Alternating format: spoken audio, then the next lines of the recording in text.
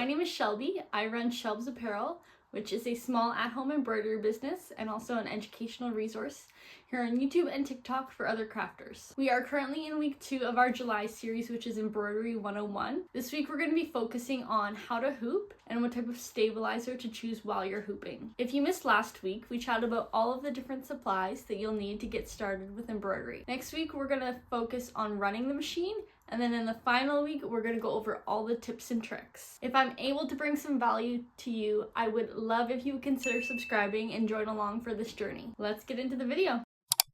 So first of all, what is hooping? Hooping is the process of getting your material ready in a part that will attach to your machine, which the machine then moves around to stitch your design. Think of it as getting your project set up in this specific workstation. The first step will be choosing an appropriate size hoop to use for the project. The larger the hoop, the more space and room there is for shifting inside. You'll want to go with the smallest hoop possible that your design still will fit in. You can choose your hoop size by measuring the area on your fabric that you want to embroider, or check with your design to see how many inches it is wide and tall. Next, you'll need to prepare a piece of stabilizer. This is what's going to be set down first in the outer hoop. For this example, I'll be using cutaway, but later on in the video, we'll chat about all the different types of stabilizer, and that way you'll know which one to choose for your specific project. So you're going to want to remove the inner section of the hoop from the outer section. The outer section will be what has the clamps to go on to your machine, and it also has the screw to tighten. Now you can check how loose you're going to need your hoop by folding your material in half and gauging that thickness to be how much of a gap needs to be between the inner and outer part of the hoop. If you don't have your hoop loose enough right now,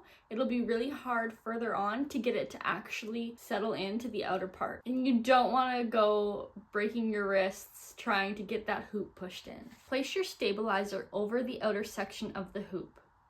Then you'll need to place your fabric on top with where you want your design fitting in the hoop area. This is also the time where you can check that your fabric is aligned both horizontally and vertically. Once you're happy with the placement of your fabric, you can place the inner hoop on top, making sure that the fabric is smooth underneath. I like to start with pushing one corner in to align, and then using both of my palms to apply even pressure until the inner hoop is snugly fitting down into the outer. Make sure that you aren't pulling or stretching the fabric at all at this time. If you do that, it will result in puckering and the stitches not going into where they should on the fabric. A smooth, wrinkle-free surface is all we want at this point. When you're happy with the hooping, tighten the screw. Don't over-tighten because it might cause hoop burn, which are friction marks on the fabric. It should be tight enough that you can't easily turn the screw anymore, but when you tap the fabric, it feels and sounds like a drum.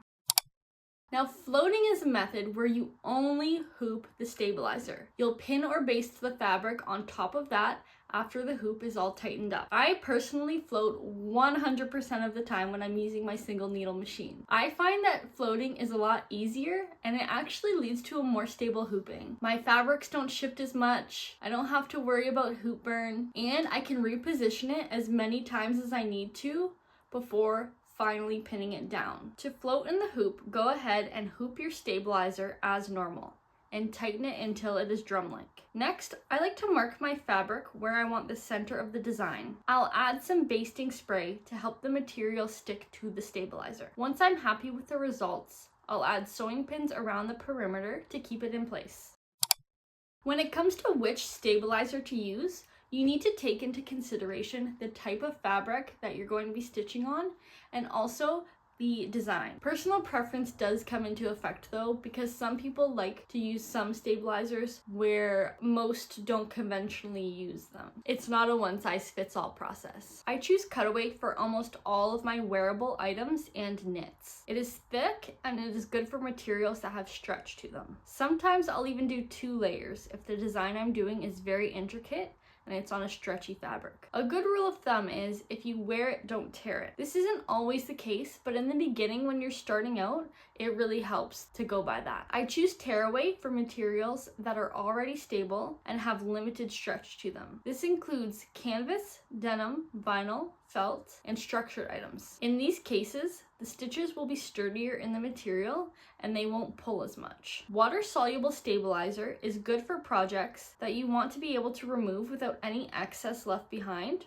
or having to cut too close to the project. Patches are a great example of when you'd want the stabilizer to melt away for a clean border where you don't have the risk of cutting those satin stitches. A plastic stabilizer has a similar effect. You can pop the project out without any excess left behind. Many people like using this for patches too, as it is super easy to clean up and you don't need water to dissolve it. For materials that are extremely stretchy, such as a polyester nylon blend or a PK knit, you can use an iron-on stabilizer. Polo shirts or thin t-shirts would be a good reason to use a fusible stabilizer. By directly adhering it with heat, you dramatically reduce the stretch. You could pair this on top of cutaway or tearaway by floating. Alright, I hope this video provided you with the knowledge that you need to get hooping your materials and choosing which stabilizer. As with everything, it takes practice, so just keep going, keep practicing, and you'll get there. If you learned something new, please like, comment, and subscribe to this channel, and consider turning on the notifications so that you know when I post a video next. So my question of the day is, do you prefer hooping with the standard method or do you prefer to float? Until next time, bye friends!